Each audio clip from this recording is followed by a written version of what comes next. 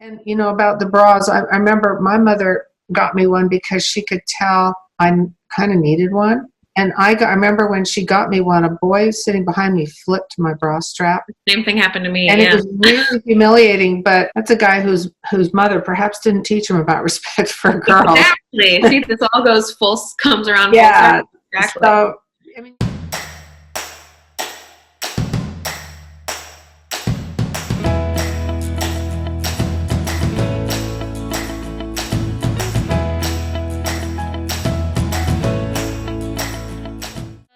Hello everyone, welcome back to the Fascinating Womanhood channel, where we talk about everything that has to do with femininity and building strong relationships. My name is Cherry Lynn, and I'm here with Dixie, Andelin, Forsyth. Hi. Hi. We are here today to talk about tips for raising masculine boys and feminine girls. So why are we talking about this today? We've had some requests for tips on raising children. So far, they haven't been too specific. And so I thought of this because I had 7 children. I raised 7. And boys and girls are different. They're not exactly the same. And I know some people out there would say, well, we culturally teach them these things. But anyone who's raised a child knows that you don't force girls to like dolls and boys to like trucks. They gravitate to the aisles of the store where toys are, to the things they like. And that's not necessarily what we're talking. Like, we're not saying that we want femininity means girls with dresses and things like that. No, we're talking about our core strengths. Yeah. And particularly boys nowadays, masculinity is under attack, femininity is under attack. But a lot of mothers don't realize the influence they can have over their sons at a time when boys go out there to school, particularly if you live in countries or states where boys are kind of looked down on for being masculine. What a difference you can make in helping them, because it can be very confusing for them. I have a sister, Ginny, who has 15. And I know that's a real shock to some. It was always her dream to have a huge family, and that's exactly what she did. And so she's very successful at it. And so she came over and we talked about tips together. Yeah, so a lot of the notes in this video come from the two of you, which I love. From both of us. We just want to talk about some tips. So we're going to talk about tips for boys and for girls. Well, the first thing that Ginny and I thought of was teaching boys a basic respect for girls. Open doors for girls, for their mother, for offering their seat on a bus or in a car. All the other kind of politeness that men can show for women. We can teach that to our sons from the time they're small. And politeness, we're talking about manners and understanding that girls are different. You don't hit girls. Even if girls are physically aggressive with you, a gentleman do not hit girls. In thinking about this, I also thought if we could have this as mothers, if we could have this kind of influence on our sons, there'd be much less violence in marriages that women suffer. Yeah, but the first example we have to preface this is your marriage has to be one where you don't have a lot of verbal and physical violence between husband and wife. You have to be an example. So, that really should be said about everything. We have to try and live the way we believe, because men, and we're talking boys are very small young men. They are still masculine, and they also have a built-in need to and desire to be masculine, to be protective, and it helps them. Sometimes you might run into, your son might come home and say, I offered something to a girl and she refused it, because there are children like that, but you tell them it's still polite, it doesn't mean you're not a gentleman. And it's important to be polite. And when you look at civilization and the lack of respect there is for women, this comes right back to the home. When your sons get old enough to date, or if they already are old enough to date, and they understand and respect women, they won't be as likely to force themselves on a young woman, to do things they shouldn't do, to be even verbally abusive to a woman. All those things are important, and they're things that your children have a right and an ability to choose something different than you teach them. They can rebel against it. But yeah, I think too, one of the things that I think is a big problem is that too many parents are not teaching their kids that they're just different, whether you believe in the core part of femininity or not. It's about just tendencies and how they play. Boys and girls play very differently, and sometimes the moms out there that only have girls and the moms out there that only have boys don't really understand how different they play together. Sometimes in today's culture, then girls might sit and play with dolls or watch a show or something like that, where boys might like to run around, jumping, and all those kinds of things. Boys, not all boys, but a lot of boys are a lot more physically active and aggressive. Sometimes they get sweaty, and it can be annoying, when they do those things. And we can invalidate them. They like to, things like war and battle, because boys do that. They've, since time began, they have fought battles for us, and it's natural for them. Now, it doesn't mean you're going to let them tear your house down or anything like that, but to understand you're not trying to feminize your boys, but validate their masculinity. And so another thing you can do for boys is do exactly what we do for men, is admiration, especially admiration for their masculinity. Anything that is they see as masculine, like, oh, you're getting so tall, things like their strength, their muscles, their courage. If they worked really hard on something. Now girls, some of this is overlap with girls. They work really hard on a paper at school, or they've joined the debate team and they were real nervous to do it. You can validate all those things with boys, just like you would your husband, and look for ways to admire him and praise him, particularly masculine things. If he looks good, those pants look really good on you. I love that haircut on you. Particularly if you have boys that are a little older in high school, there's a lot of invalidation, like we said before, for masculinity. And some boys who are not full-grown men yet don't really know where they fit in, because masculinity isn't really validated at school. I have a grandson who got in trouble for biting his sandwich into the shape of a gun. It was a sandwich. And it's not unusual. He wasn't trying to be attacking anybody or anything, but it's normal for boys to feel like, to get into things like battle, but it needs to be channeled, and not just, you shouldn't be violent towards other people or anything like that. But we are, as a culture, trying to feminize men, and it's going to be to our disadvantage to do it. And as mothers, we can do something about this. Yes, absolutely. Because there's not a whole lot we can do about the school systems and how they're treating boys, like what you were referring to. And that is really hard. But you can talk to your son about what's going on at school. Sometimes Louis will say the girls always win awards for being nice and being quiet, or they always win award, because there's behavioral awards in his age group, and he'll say things to me like, well, the girls always win, all of the number one spots go to the girls, and there's not much I can do about that. I can't tell the school to change how they are, but I can talk to him about why. And boys, there's not enough awards for being competent and things that boys are very good at.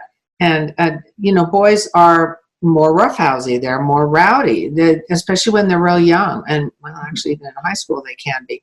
But it's part of their nature, and women can have a civilizing effect on them. So we're talking about the civilizing effect you can have on your boys and your girls in just a minute. And also when father isn't around, like whether he works all the time or he's deployed or he has passed away or there's no father in the home, you can be an influence on your son by letting him kind of be a man in the house. And even when he's really small, it can make him feel so proud to say, could you lift these groceries for me? Do something that maybe father would do, and trust him with some of those things. Don't trust him to pay the bills. I'm not talking about things like the obvious things like that, but helping shoveling snow. It happens to be winter right now and there's snow on the ground, or, helping with things that maybe you're trying to put something together. Could you help me? And assuming that, because he'd probably love it, even if he's kind of awkward at it, to do things like that, and trust him, that you assume he will not only be interested in, but for his age can do a good job.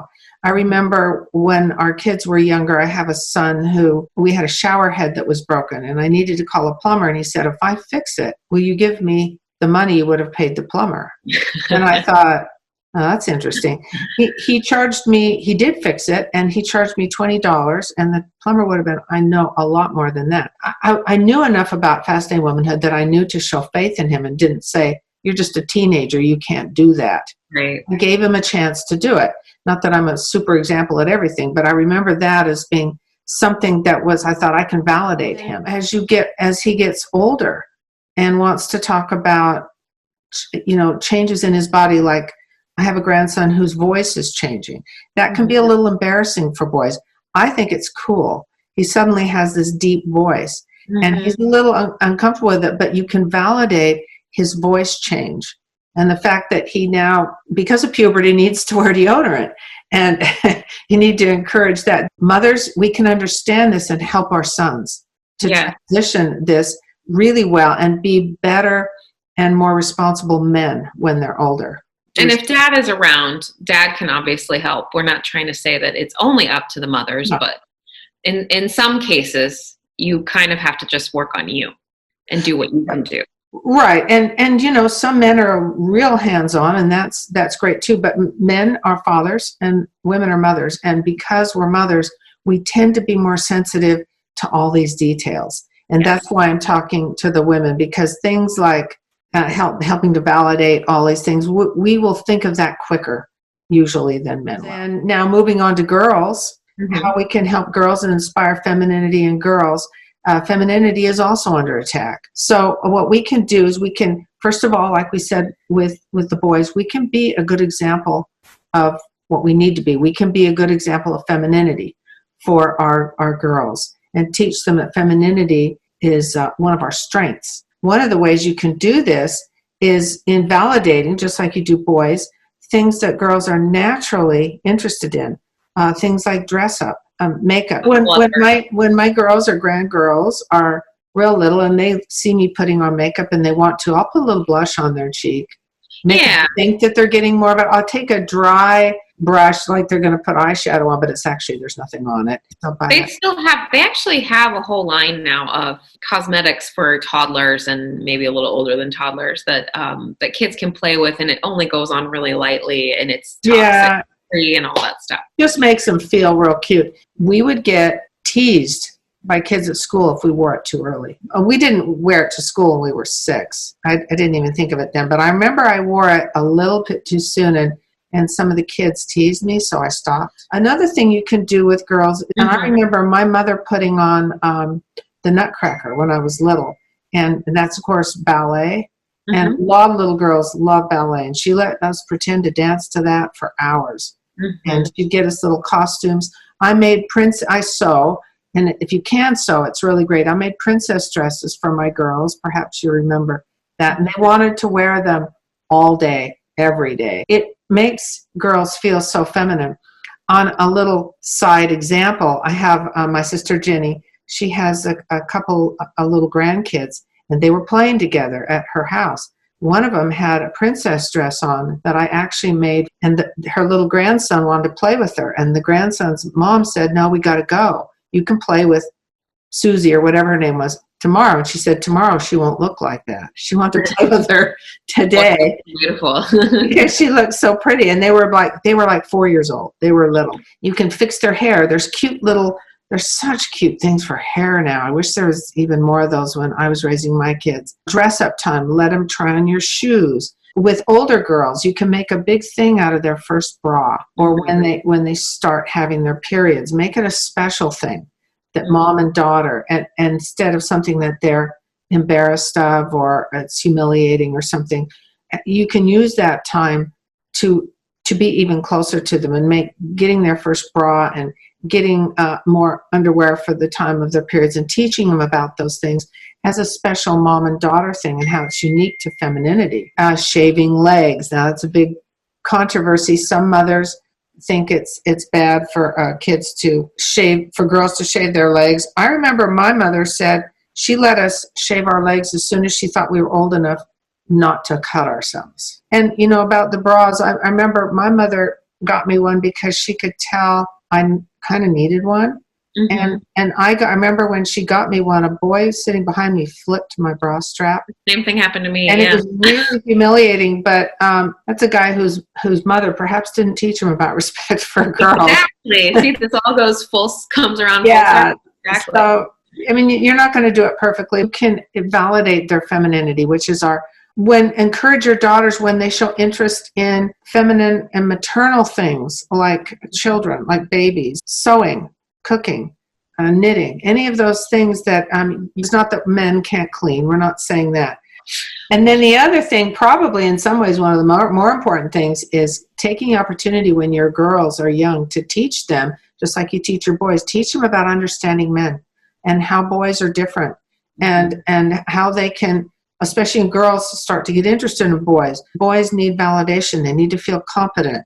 When they understand the differences and how their femininity is a huge asset to them and an attraction to them, for especially if you like a boy and you don't feel like boys like you, that can be very hard, very humiliating for girls to think, what's wrong with me? When you understanding men, in this case boys, is going to help her so much, even if she doesn't feel like her complexion's great or she feels like a half-grown chick. You know, there's that in-between age where girls feel awkward and they're not fully grown, but they're not a child. And so learning to understand boys is something they can do no matter what their age. What would you say as far as understanding men? Because this is a question we get constantly. I'm trying to teach my daughter, who's maybe, I don't know, 10, 12, somewhere in there is where I think we get the majority of the questions. I'm trying to teach her more about boys. What are some things that would you recommend they do together, like the mother, the daughter? When you help them to understand why a boy, for instance, they may like a boy and he may not talk to them, what that possibly means. There's all these nuances. And if you're talking about teenagers, it's a whole subject. You can really help a girl's confidence. I wish that when I had two older brothers, neither of them were very close to me. I longed for them to tell me about how boys were at school. And so you can do some of that yourself in teaching your girls, because you have the advantage of Fascinating Womanhood and understanding more about their lack of verbal skills. Most men don't have they're not as good verbally as we are, and to not hold that as much against them. Another thing I would love to recommend to all the ladies out there that have older daughters, listening to Dixie's book, Fascinating Womanhood for the Timeless Woman, on Audible. If you listen to that together, maybe while you're cooking, or I think that could be a really great activity to do together, and they can listen to your book. Wouldn't you agree? But it's also great if you're in the car driving somewhere. But all these things that you do can help counteract some of the negative in our culture now towards masculinity and femininity. So what do you think about the questions that we get out there from the mothers that have daughters that are not naturally gravitating towards feminine things or maternal things, and vice versa, boys that are not? I think it's less common with boys. We hear about it more with girls. I'm glad you brought that up, because there's some girls who want to have more approval from their father or their brother, so they try to be more like that in order to get approval, which is a very relationship-oriented thing, which is very female. They just don't understand that that's very female. But there's some things that she can always bond with you on, and it's things like bras, periods. Guys aren't going to have that anytime soon, and never. And so some of these things they're still natural in our innate bodies, because we are female, right down to every DNA. A lot of times, like you say, if there's complications, like if a girl doesn't have a father, she may want the approval of a stepfather or somebody else. There's some families where boys are more validated than girls, so girls try to be more like that in an attempt to maybe get more attention, more love. And there's a lot of complications in different families. Everything isn't all exactly the same. And I like what you said earlier too about some things are feminine and we're not really realizing them, that they are feminine, that you can validate in her. And remember, just some of us get mistaken and think that if a girl likes to be outdoors, that makes her a tomboy. It doesn't. Right. Or if a girl's really into horses and raising horses and riding horses, it doesn't. It's not. Or sports or something, yeah. Oh no, as long as you do it like a girl. It doesn't mean, as long as you don't try to, yeah. In traditional girls don't ever go outside and they only stay in the kitchen and cook. We're not talking about those kind of stereotypes. We're talking about something more fundamental and deep down, which is we're more verbal. We tend to be more interested in relationships and those types of things. Yes, I think this is so important, and thank you so much for sharing all this. It's so great that you were able to talk to Ginny the two masters at work. Yes. Well, thank you so much for all of your advice, and thank you everyone else out there for watching. Don't forget to hit like, subscribe, and thank you again, Dixie, for all of your advice. And don't forget to check out all of the information in the description box about Dixie's book, Fascinating Womanhood for the Timeless Woman. We'll see you next time. Bye. Next time.